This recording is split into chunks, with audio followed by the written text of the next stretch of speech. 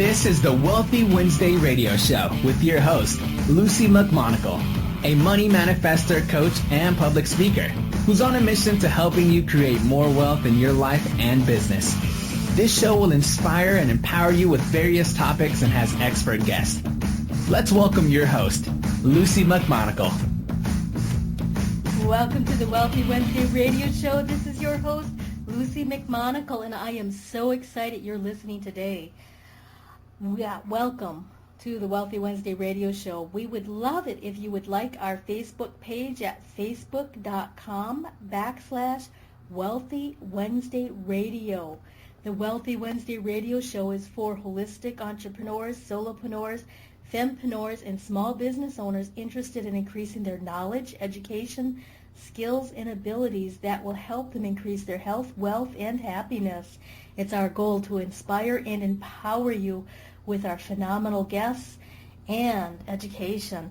Today we have an incredible guest, and I am so honored that she has taken her time out of her busy schedule to be with us today. We have Karla Akins, and she is an award-winning, prolific writer of books, short stories, plays, poems, songs, and countless non-fiction articles. Her biography for middle grades, Jacqueline Carter, went #1 in its category on Amazon. Besides writing interaction historical biographies for middle grades, she also writes fiction for the Christian market. Her first novel, The Pastor's Wife Wears Biker Boots, was released in 2013. Her short stories have been published in Splickety Magazineeditions. She is amazing. And let me tell you, she is also a pastor's wife, a mother of 5, and a grandmother of 7 beautiful little girls. She lives in Indiana with her pastor husband, twin teenage sons with autism, and her mother-in-law that has Alzheimer's, 3 dogs, and 2 cats. Let us give her a warm welcome to the Wealthy Wednesday radio show. Welcome, Karla. Hi, Lucy. That was a lovely introduction. Thank you so much. Oh, I'm so honored you're on the Wealthy Wednesday radio show. Thank you. I'm excited to be here. So I have some really interesting questions. A lot of our audiences, they might not be writing novels. Well, some of them are, but some of them are they just love to write, or they like writing articles, or they like writing, for their audience because they're entrepreneurs. Sure. Right. And, how did you start writing? Well, I've been writing from the moment I held a pencil in my hand. I have loved to write stories. The first things I wrote was in grade school. I wrote an essay on why I love America, and that was my first foray into finding out that I had the gift to write. And I won some essay contests. But on my own, my 5th grade teacher, I was a little bit of a hyperactive child in that I was easily bored in school. And my 5th grade teacher discovered that I wrote poems. And, I didn't just write a poem now and then. I was constantly writing poems. And she got me focused on that and allowed me, when I get my other work finished, I was allowed to then work on my poems and design little book covers for them and put them in collections. So, and she's the one also that had me write essays and enter them into contests. I also would enter contests on the radio for Father's Day. One Father's Day, I won my father a necktie by writing a poem for him, and I entered it into a radio show contest. They used to have those things for children. And I woke up one morning and heard my name announced, and my dad got a new necktie from this really fancy men's clothing store, and it was very exciting. It was back in the dark ages, when the dinosaurs roamed the earth, and a free necktie was a really cool thing to get. Yes, I understand. I remember those days. I remember those days when neckties were for the elite. Yes. And the very special. And this was a very fancy men's store, very exclusive men's store. My father was a school teacher, so that's not a place that he normally shopped. So it was pretty neat too. And my family was one of those where if one person in the family went, everyone went. So I had little brothers and sisters. There were 4 of us kids, and all 6 of us went. Mom, Dad, and the 4 kids went to the. I wish I could remember the name of the store, but it was in Wichita, Kansas, and got that necktie. And I remember, most contests are driven and given so that someone will buy something else once you get in the store. Mm-hmm. And I remember the salesman trying to sell my dad other things, and my dad just, say, no, I came to get the necktie, and that's all we're here for. So that was a fun experience, and that was the first inkling that I had that I could write. And then as I grew older, I remember summers at my grandmother's house. She lived on a farm, and there was this tree over a creek, and this was in Arkansas City, Kansas. And I would climb up in that tree with my journal, and I would write for hours. And I just thought I was the coolest thing also when I got older, and I would take a TV tray. Do you remember TV trays? I don't know if Yes. they still have those. Yes. And this is one of those aluminum TV trays, and I'd take my mother's electric Smith Corona typewriter and put it on one of those TV trays and set myself up a little office, and I would type for hours on stories. And my senior year in high school, I wrote a 3-act musical, and we were able to take it as a drama class to New York City to perform for a national theater organization conference. So that was a big deal. And so that's basically how I got my start.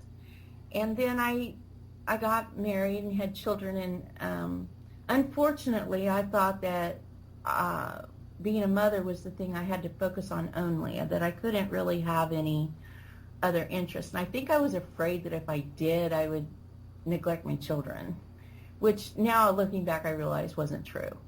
But I put my writing on hold for a little bit. I did a little bit of writing for magazines and newsletters and things, but I didn't really get really serious about writing until after my middle son graduated from high school.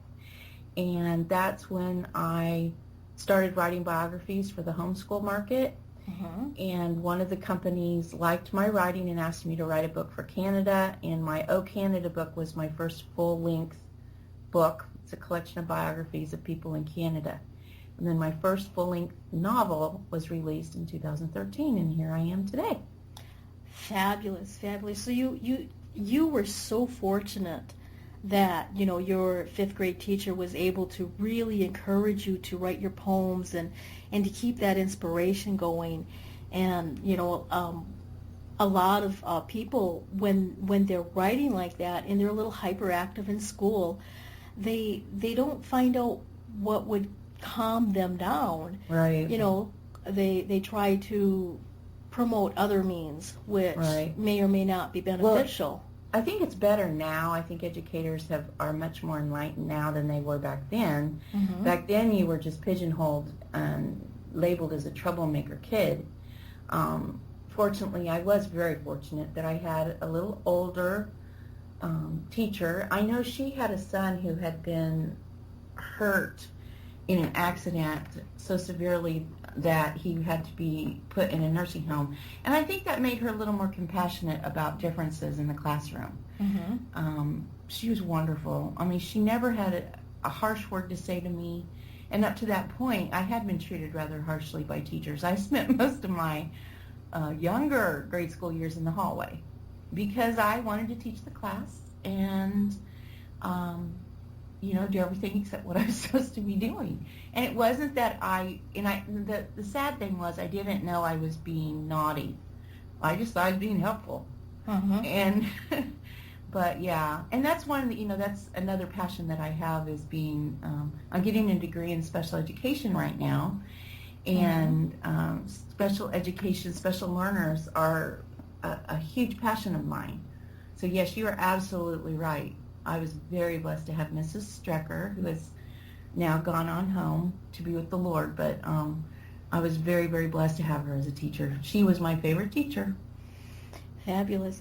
So one of the questions that I'm curious about is, because you were so fortunate with this teacher, and you've known from previous teachers that a lot of times when you're a female and you would like to really help other people and really educate other people and moving forward in that aspect, how would somebody transition those leadership qualities into their penmanship? Oh, well, I mean, how did you do it? Completely believe in yourself. I mean, writing isn't for sissies. And I'm completely convinced that it's not the most talented people who succeed, but those who don't quit. It's not the most gifted people who succeed in life, but it's those who persevere and who believe in themselves. You have to have, I mean, every writer self-doubts. You self-doubt every single day that you face the blank page. You self-doubt. You get sick of your manuscript. But you have to have something in you that keeps you going back. And if it's not a passion, then it's not what you're supposed to be doing. Mm-hmm. Do what you're supposed to be doing. Not everyone's created to be a writer. That's true. Just because you like to write and just because you're good at it doesn't necessarily mean that's what you're supposed to do. I am a musician, and I can play several instruments, and I'm trained singer, but it's not my passion. I mean, I'm good at it, but it's not what I wake up thinking about every day. I enjoy it, and it's fun when I'm doing it. I have a good time, but it's not my main passion. My passion is writing, and it always has been. It took me a long time to realize that, though.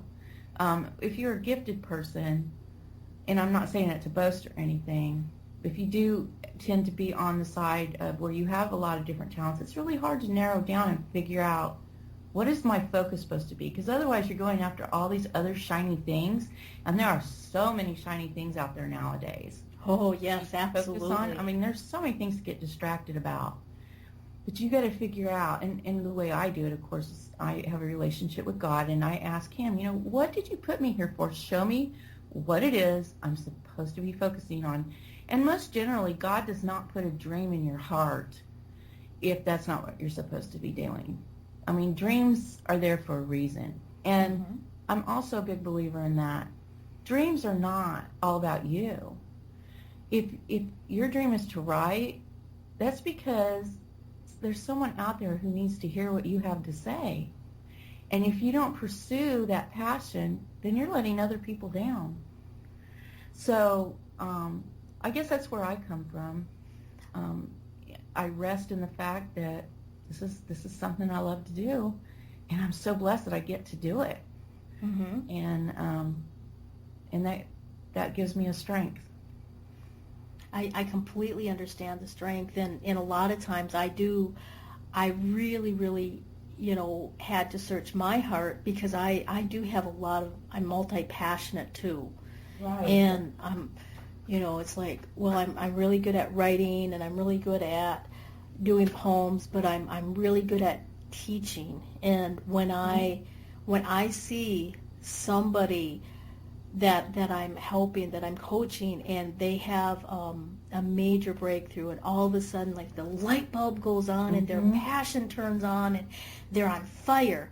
So right. that's what gets me really, really excited. So, like you, I'm good at a lot of other things, but, it was kind of like a trial and error to figure out what lit me on fire right. from the inside out. And I do completely believe that, you wouldn't have that desire in your heart if you right. were meant to do it. And it's not about us. Well, and sometimes your different passions, they help your other passions. Like, I think my training in music has helped me hear syntax, Not that my first novel's syntax is pretty simple. I mean, it's a contemporary novel, okay?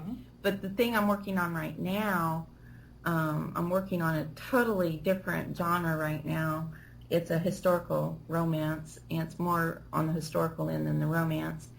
And but to hear the syntax of what makes a beautiful sentence, or what makes a beautiful ending, or a twist, or a turn, and if you're a musician, you can kind of hear that, and there's a meter to it, I guess is what I'm trying to say. There's a meter to even poetry, you know, and I did get my start in poetry.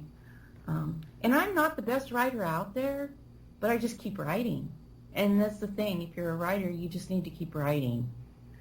You can't be a writer if you don't write. And writers write. And just because, you're not a writer just because you have something published either. And that's one thing I'm very passionate about.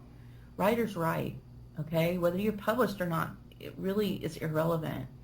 But if you're put on this planet to write, whether it's a letter or a newsletter or an article or even a blog post, you know, then that's what you're supposed to do, and there's a reason for it. There's a reason that the world needs it. Exactly. So you mentioned, you know, you writers should write. And when you were younger, you actually, you know, got your little TV tray and the typewriter, and you were typing for hours and hours and hours. But where do you write? I mean, you've written in trees, you've written on a TV tray. You know, how do you find out where the best spot is for you for writing now? Well, I'm learning. I used to think that I could write anywhere, but I am starting to learn. I do, when I'm getting down to the nitty-gritty of editing my final drafts, I need silence. And I need to be able to have time to get in my writer world. I have to have time to get into that world. You know how it is when you get into a book and you're into that, when you're reading and you get into the book so much you forget what's around you. Yes. I kind of need to do that when I'm in my final throes of the writing process.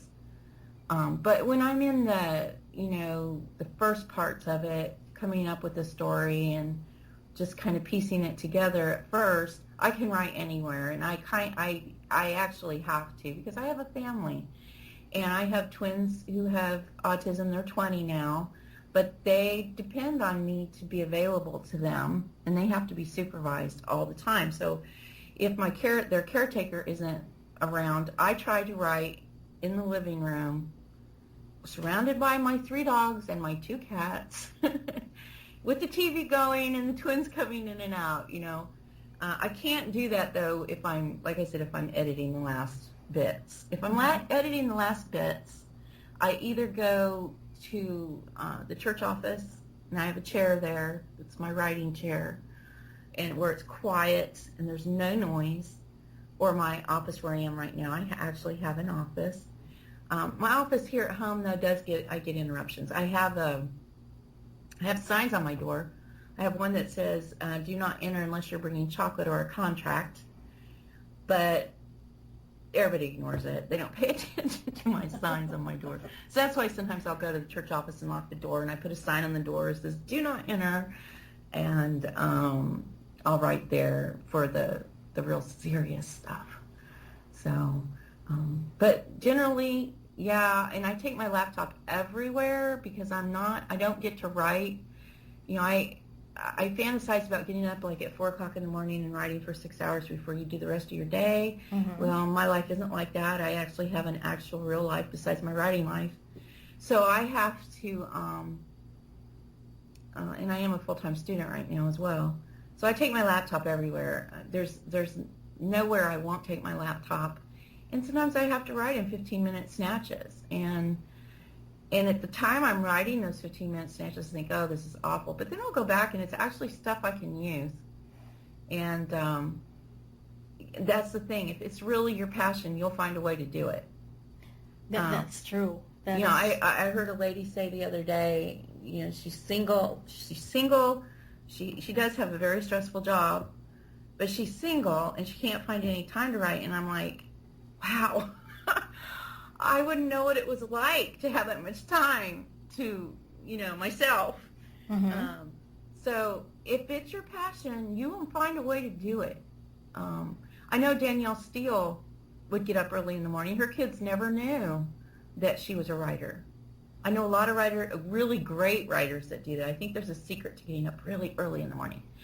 But I know some really good writers. They're not maybe as wealthy as Danielle Steele or as sold as many copies, but I know a lot of writers who write in the middle of the night. So you just have to figure out what your sweet spot is and do that, go that way. And nowadays, writers have to spend so much time on email and social networking and publicity. Unless you get into the really big publishing houses, there are no budgets for marketing. A writer markets themselves, and whether you're self-published or with a publisher. So half of my day, a lot of times, is spent on marketing and social media. So, there's that too. And most writers will tell you that's not their favorite part, but if they want to get paid to write, that's what you need to be able to do that. Yeah, and that's really true for a lot of us. And the large publishing houses, they only take a very, very small percentage of the manuscripts they receive. Exactly. And the writer gets a small percentage. Exactly. But they know eventually out of this small percentage, one of those people is going to be an uber-duper bestseller, and they're going to have a series. So that's how they make the money and stuff. Unless you have a big platform, they don't want to even look at you. Yeah. So a big platform is something like 10,000 at least followers on Facebook and Twitter, and so I do spend a big part of my day building up my Facebook page. I try to get on Twitter as much as I can, but there's only so many hours in your day, and if you have a family, they need to come first too. Then I also have a full-time job, and I'm going to school full-time. So wow, you have to be a very good time manager. Yes. Very good time manager. Yes. Yeah. What is the key for your time management? Because I know a lot of entrepreneurs, they do have like a full-time job. They're working part-time in their business, and plus they have a family. I have a planner. I use a hard copy planner. Oh, yes, I love still that. haven't gotten used to using it only on digital, but I do a lot of digital things. I email myself reminders. Mm-hmm. But I write everything in my hard copy planner. I also have a calendar on the wall in my hallway so the whole family knows what's going on, because I'm a type A personality. My husband's like a type C. So I have to tell him, and he's a little bit distracted himself, so I have to let him know my schedule so that, and I couldn't do it without his help. I could not do what I do without his help. And I think anyone who's creative, you are completely blessed if you do have a helper like that, because he helps me take care of the boys, and he helps me with the church responsibilities and things too. But and I also, I always write down. I have a digital sticky note on my computer, but I also keep notes on my phone. I always have a priority list every day of things that must get done every day. And I try to think of the 6 most important things I need to get done the next day, and I write them down the night before. But I also have like this funnel system in my planner that the top things are listed, then any appointments are listed down below that. And I just keep my focus on those top priorities, and I don't get them all done every day. There's no way. But I make progress, and it's like eating an elephant, one bite at a time. And it's the same with writing a novel. Some days I think, I don't even want to pull that up. I'm too tired. I can't think of it. But if I just write every day on it, pretty soon it's a novel. That's true. And, with with the laptops that we can take anywhere, it's far easier to take that than it is to take a typewriter. Right. You know, Agatha Christie only wrote in snatches of time, and she did okay. Mm-hmm. She was a nurse, and she would write on her breaks in the typewriter days. Wow. So yeah, I'm just imagine, you know. So she really inspires me a lot as far as, you know, being able to write part time. I don't know. I have had opportunities where I've taken like a week and gone to a hotel and written. Mm-hmm. It's hard to spend the whole day writing. It is really hard to do that. Yes. So, in some ways, it's a blessing that you only have snatches of time. Mm-hmm. That's true. And you know what? I have, it's called InkPad on my cell phone. I've heard of that, yeah. And I, because I have Google Voice, Right. I open up my InkPad and I push the button and I can talk into my phone. It'll talk to text. So Right. that's how I write a lot of my inspirational stuff. Because Yeah. I'll be stuck at a parking light, or I'll be stuck in traffic, or you know I'll just come out of the grocery store someplace, and you know I'll see something or I hear something, and it just pops my creativity, and it's just like I have to write it down. So I always have notepads with me, and my cell phone has been a blessing because I get more of it written out. I know. I just think the cell phones are so awesome. I email myself, I call myself and leave messages, and I have the notepad thing too, but I just think we have it so easy now compared to, in some ways we have it so much easier than those who went before us, but in some ways we have it a lot harder because there are a lot more voices. That's true. A lot more voices, a lot more distractions, and plus we have all of the social media that we have to learn and figure out how to use it and how to build your following, and it can be overwhelming when you first start to get your message out. So you've written several different books, and can you describe one of your books and explain how you got the idea for writing the book? Well, my most recent novel, The Pastor's Wife Wears Biker Boots. I am a pastor's wife who wears biker boots. Oh, fabulous. So that was a pretty easy thing to come up with. But I wanted to write something about the Christian lifestyle that was accessible and that wasn't preachy, but that just shared the love and unconditional love that Christians are supposed to have for other people and for people who are different. And the story's about a pastor's wife, and she has a son who's autistic, and her and her girlfriends decide to take a road trip on their motorcycles, and it just has all the typical small town, small church politics, you know, in a funny way. It's kind of a humorous novel, as you can probably gather from the title. But I think the main message, you know, I didn't really write it for a message. It was kind of cathartic to write it, but mainly, you know, we need to accept one another. We need to embrace each other. Just differences need to be tolerated, not just tolerated though, but, you know, love people, because Jesus gave us 2 commandments. The first one was love the Lord your God with all your heart, soul, and strength. And the second one was to love your neighbor as yourself.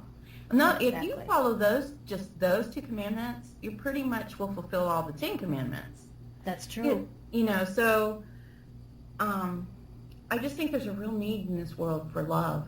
And I know that sounds really cliche and silly, but there's a lot of love in the book. there is such a great need for our differences to be celebrated, to be honored, and to be respected, because with the love, when you truly are able to love yourself, and you can truly love other people and love their differences, even if you don't agree with those differences, you're creating invisible acts of grace. Absolutely. And that of it in itself opens up the doors for passion. It opens the doors for wealth. It opens the doors for ending centuries worth of hate and war and bloodshed and things that have caused so much pain and suffering to so many.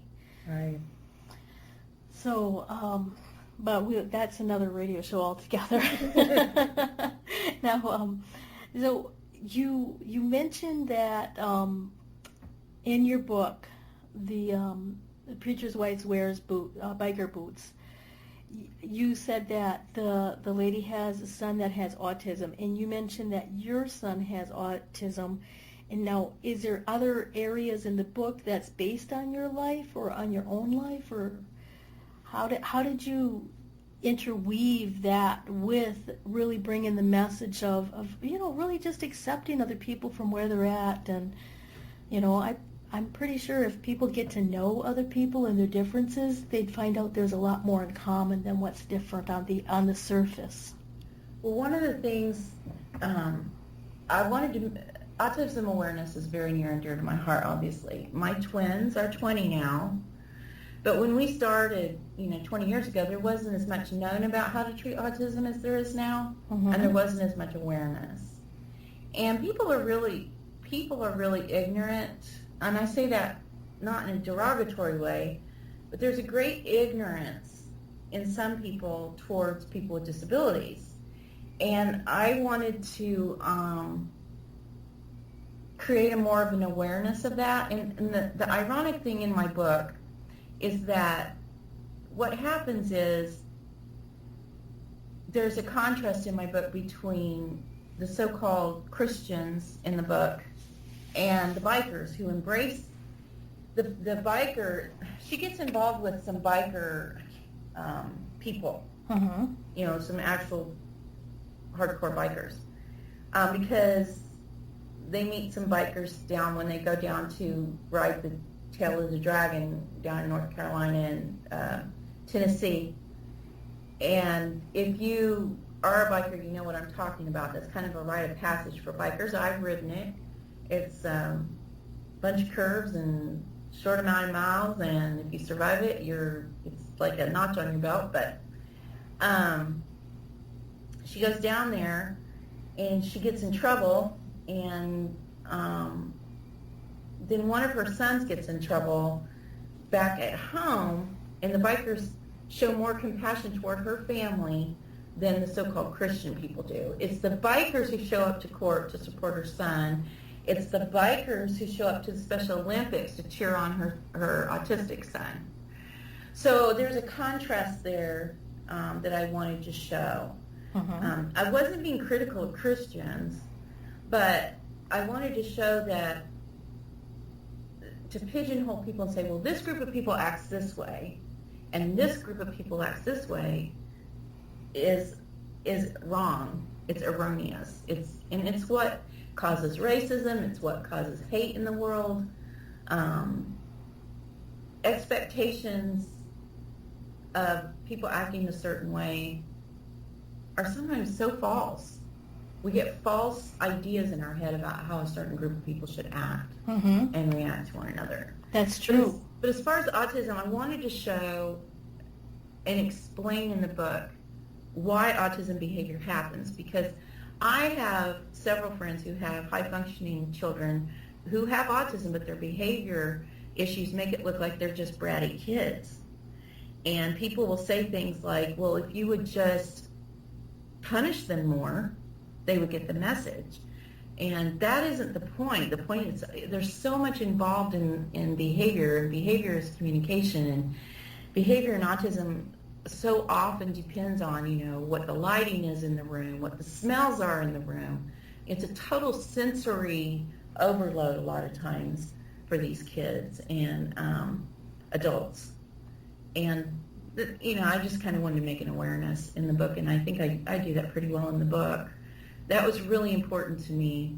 And I always like to put someone in all of my stories, my fiction stories. Not that I have a lot published in fiction yet. I'm working on it. I do have an agent, so I'm working on it. Oh, fabulous. But, but I always want to include someone with disabilities is near and dear to my heart because human life is so important. It's so sacred, and it doesn't matter what your abilities are. It's an important thing for all of us to understand and to grasp and to cherish. So that's true. That is so true.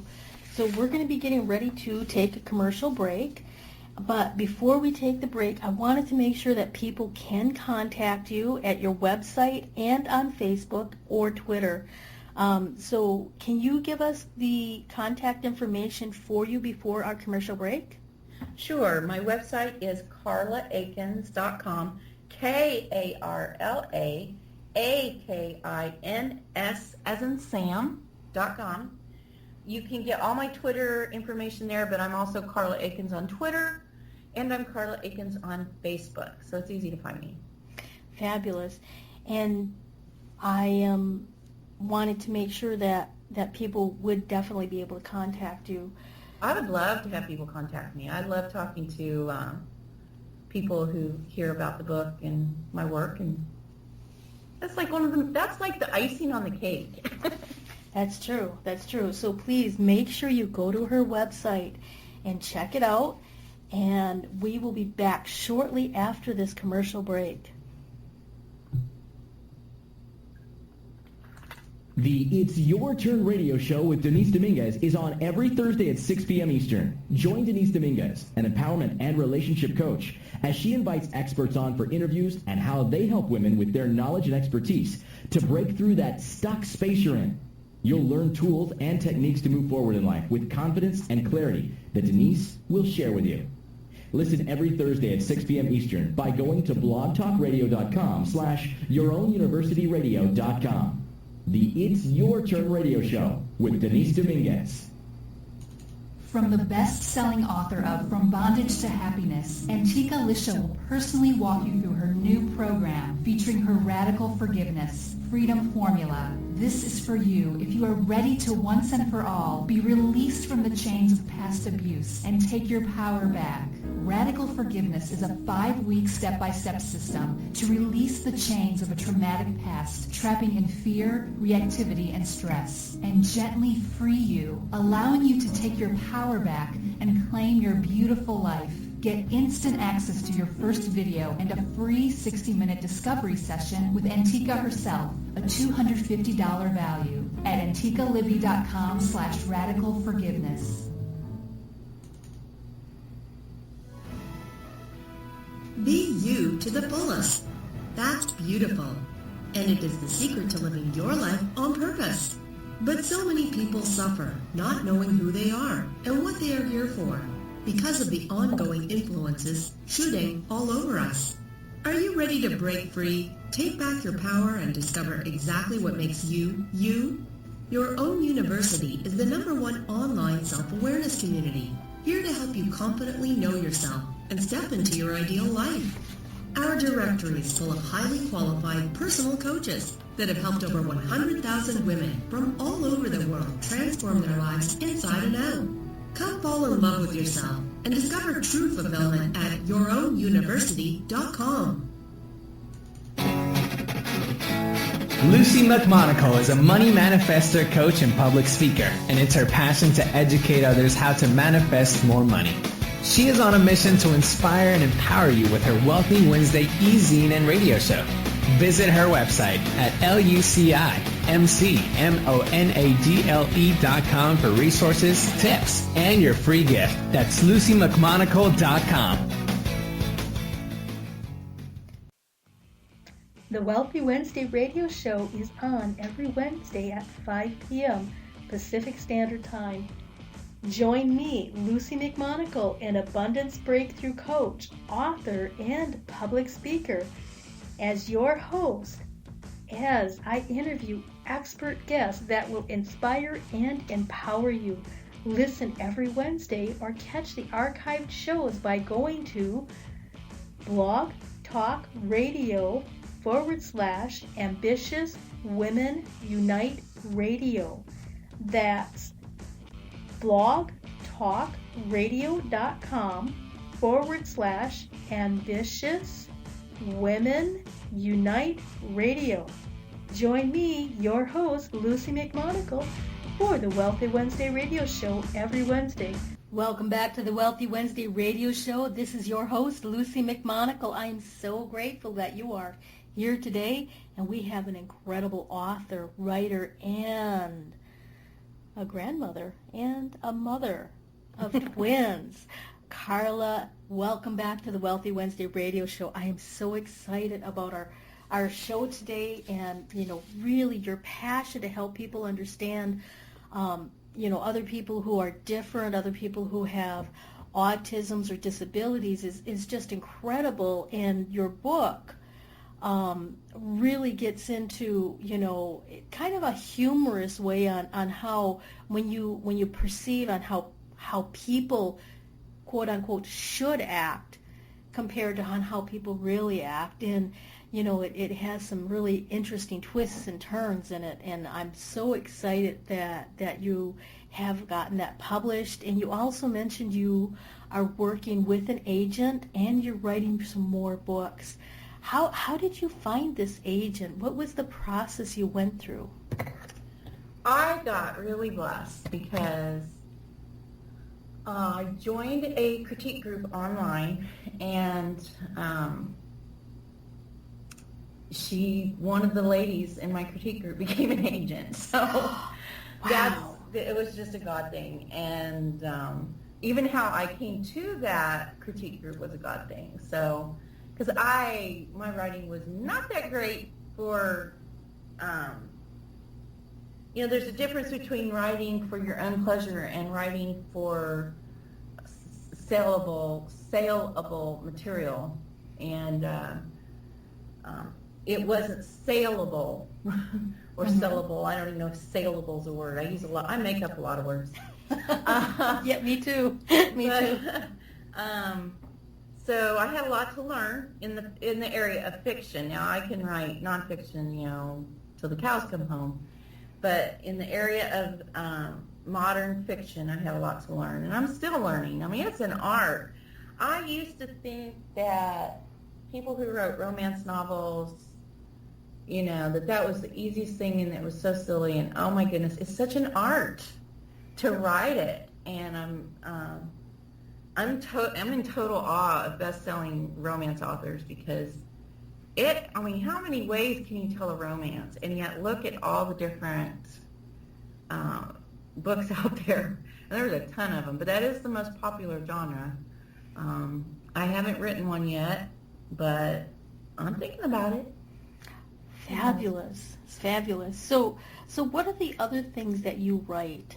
You mentioned a little bit about fiction and nonfiction. Well, I got my start writing biographies for middle grades, and that is something I really want to get back to. In fact, I'm just burning with an idea for a young adult novel. The problem with, I talked about before, where there's so many shiny things, that's not really advisable. If you're running a career in writing, you need to figure out what your genre is and stick with it so that you can build an audience. And I haven't figured out what my real genre is yet, except that I do love writing about real people for kids. And my biographies are interactive. My Kindle biographies are interactive, in that I embed blog posts. I will do a little more research in an area if there's a word or something. For example, in my book, Sacagawea, I embed a video of how to build a burned-out canoe so that the kids can actually see how that's done. Wow. So when they're talking about that, So, because that's the teacher in me. And I love, to explain more. I want them to really understand it. I want them to really picture how things happen. What was your question? I'm sorry. Oh, you did answer my question. Okay. I was asking you, what are the other things that you write about? Okay. Yeah, I write biographies, and I'm writing right now. I've spent 2 years on this book because I have to write in snatches. It probably normally wouldn't take a person that long to write it, but I'm almost finished. I'm polishing up the last chapters. It's called River Moon Don't Cry, and it's about it's based at the time of the Trail of Tears. It's based on the Mississippi River. Mm-hmm. It's about a young Melungeon girl who ends up on a sex trafficking steamboat. Wow. And it's about her journey on this steamboat because her father gambles her off to go down to New Orleans. She's being taken down to New Orleans to be to a quadroon ball. I don't know if you're familiar with those, but it would be where wealthy plantation owners would take a mistress and put them up in a home. And it would be their left-handed marriage where the mistresses had their household and then he'd have a proper societal household on his plantation with his so-called real wife. Wow. So that's what she's being groomed for on the way down there. And she's also looking for her parents who get captured off of the river because they escaped the river in the beginning of the book to avoid the Union soldiers who are capturing people of color and the Cherokee Indians to take them on the Trail of Tears. That's why she was on the river. So that's what I'm working on right now, and I'm real excited about it. It's totally different than anything else I've ever written, and but I love history, obviously. Mm-hmm. So I'll probably always write something historical. And the YA novel I'm wanting to write has to do with archaeology and history. So anyway. Wow, that sounds really, really exciting. And it really, I loved when you mentioned earlier when you do your blog book or when you do your Kindle books, you actually add like blog posts and little videos and stuff. And right. I link to like YouTube videos right in the text. So while the kids are reading it, they can click on it. They'll know that's a link because it's underlined. And they click on it and they can take them right to either a word that I need to explain, like different foods that they might not be familiar with. Like I'm writing about Marco Polo right now also, and I link to different Italian foods, pictures of Venice, pictures of the different places. These kids, they've never been there, so it's kind of neat because it's real super interactive, and as we know, kids like to be involved in their learning, and they should be. They remember it better. That's true. In it, so. That's true, and actually, having that capability with Kindle is amazing. I personally did not know that, but my future anything to anything. Yeah, great. Well, and you can do that with blog posts that you upload on Kindle under Kindle blogs. Yeah. And actually, I have a blog that's dedicated just to my books, and it's called thehistoryscroll.blogspot.com. And you can kind of get a taste for what I'm linking to for the kids. Now, I was using outside links a lot in my first few books that I did like that, but what happens is those links will go dead. And so it's advisable if you do write a Kindle book and you use those links, embed them to something that you've created so that you can keep track of any dead links that you might link to in that blog, and be much easier for it to edit than to go into the Kindle situation and edit it there. Wow, that tidbit of information right there could help somebody become a very, very wealthy with creating interactive Kindle books. And that's amazing. It's just completely opened up my mind on now I'm thinking on. That's cool. Extremely neat, because I do write, and I'm in the process of preparing to write my first real book that I will be having published next year, and being able to have it on Kindle with embedded links to my own website. And your own blog, yep. And my own blog is going to be so much more fun. So thank you for that tidbit of information. Yeah. Fabulous. We have just about 15 more minutes, so we'll move along. And what has been some of your biggest obstacles to follow your dream of writing? Well, obviously time. Time's a huge obstacle. It's hard to find time to do everything. Balance is really difficult. And you just have to accept there's going to be seasons where you're going to be doing a lot more of one thing than you are another. And my personal biggest obstacle really is fatigue, because I have fibromyalgia. So there's some days when I'm just too exhausted and I get frustrated, but time and fatigue probably. So it's super important that I stay up on my vitamins, super important that I stay well hydrated, that I eat right, that I exercise, and I hate to exercise so bad, you know, because everything I like to do is sedentary. I love to read and write. Movement is not my thing. I can barely put one foot for the other without falling down. In fact, when I go to speak, one of my favorite lines is, you know, when I was a little girl, I always dreamed of being I always dreamed of being a ballerina. And then I'll say, aren't you glad I'm not? Well, your books are quite amazing, and you know, even the articles and how you weave in historical events, and with your current book sounds really exciting. Just you mentioning it is exciting. And you mentioned your blog posts are connected to a website. Could you say that website again? And okay, my Kindle books are connected to thehistoryscroll.blogspot.com. Okay, thehistoryscroll.blogspot.com. Yes. Okay. And I haven't had any trouble with linking things to Blogspot. Now, I do have my own website, but when I started long ago, I didn't. And I didn't want to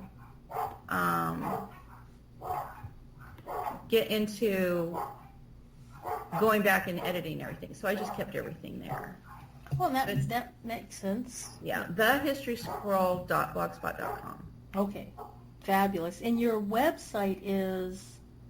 KarlaAkins.com. And that's K-A-R-L-A. A-K-I-N-S. A-K-I-N-S. Excellent, excellent.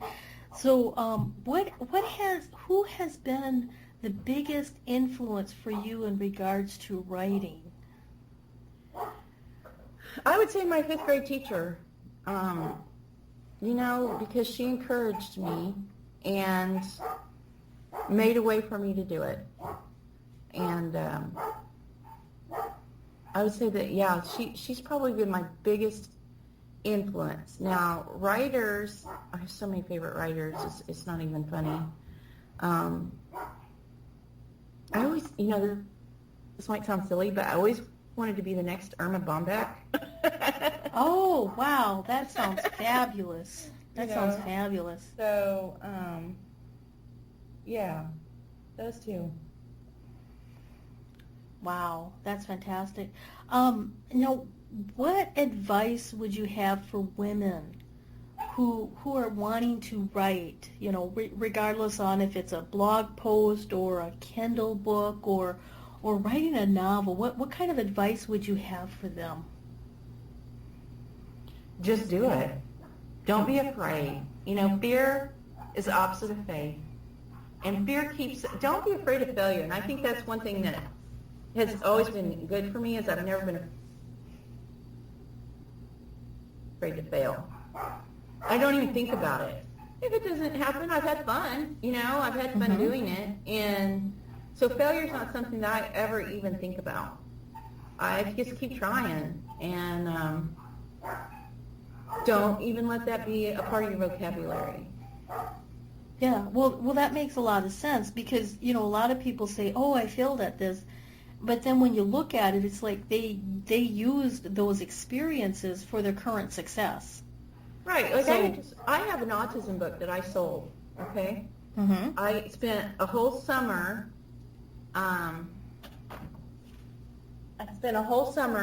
writing the thing. Didn't get to ride my motorcycle.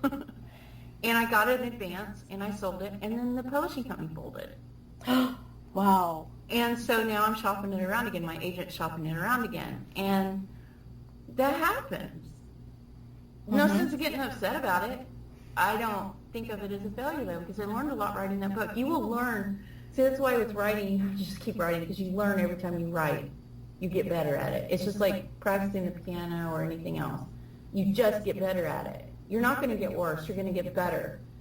So to stop writing, and sometimes, every writer feels like, oh, I can't look at one more. I can't do it. That's it. I'm never writing again. You do feel that way sometimes. You can get burnt out on it, but then you take a break and you go back, and it's still in your blood, and you go back to it. But never be afraid of failing. And failure isn't failure. It's just learning. It's an experience. And if you learn something, it's worth it. It's so totally worth it. I'm huge on that. I'm huge on everything that happens, it happens for a reason, and it's usually to learn a lesson. So, and I'm sorry for the noise in the background. My family just came home after 2 weeks of being away. My dog's having a fit. Well, I definitely understand, because you did say that you're going to school full-time, you work full-time, you're very active in volunteering and helping at the church, and your husband's a pastor. Yeah. So, I really, really appreciate you taking the time to be on the Wealthy Wednesday radio show. And, I'm pretty sure our audience understands, because you are a mom and a grandma, and I'm sitting in my office in my real life. Yeah, and that's a lot of people, a lot of entrepreneurs that I know, their office is in their house. Yep. And so it's wonderful, isn't it? Oh, I absolutely love having a laptop business. I thought I had true freedom years ago, but having a laptop business and just being able to choose where I want to work and how I want to work is it's just a dream. It's absolutely a dream come true. And it takes a lot of hard work. It's not like, I've got a laptop business and I can not do anything. You have to actually work in your business and on your business. I probably work more than I was thinking about this the other day. What's it like to leave your work? To leave work, to be done. I don't know what that's like. Because even, we've been in the ministry for 32 years, so that's never left at home or left at work. When you're a minister, you're on call 24/7. And when you're a writer, that's never, you can't just walk away from that, because your brain is constantly. So, yeah, there's trade-offs, but I love it. I feel so blessed to get to live this life, so very blessed. Fabulous. Well, I definitely hope we inspire other people to do what their passion is, whether it's writing or, putting out information or speaking or whatever your passion is, to really dig deep and find out that one thing that sets your soul on fire, because that's what you're meant to do. That's what you're meant to be here for. That's right. And I'm totally in total agreement with that. Fabulous. And just to make sure, please go to Karla's website at KarlaAkins.com, and you can also find her on Facebook and Twitter under the same name. Thank you so kindly, Karla. I really appreciate it. Is there anything real quick that you would like our audience to know before we say? Yes, I will be. I have a giveaway. I'm going to be giving away an autographed copy of my book, The Pastor's Wife Wears Biker Boots, and a copy of Oh Canada if they want it, and some other goodies. I like putting little goodies in my packages that I give away, and that will be running on August 5th. So go to my website, and I will have that posted. Okay, and go to the contest page of my website. I think that's where I need you to go. Let me look real quick. You go to there will be a contest page. And if you can't find it on my website right away, just go to my Facebook page. You'll find it there too. Fabulous, fabulous. So that's KarlaAkins.com/contest. Is that correct? That's right.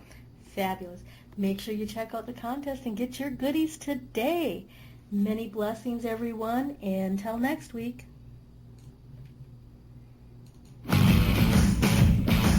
Thanks for listening to the Wealthy Wednesday Radio Show with Luci McMonagle. That's on every Wednesday at 12 noon Pacific Standard Time. Join us next time for more inspiration and empowerment from various topics and expert guests. To personally contact Luci McMonagle, visit LuciMonagle.com. That's LuciMcMonagle.com. Until next time, many blessings.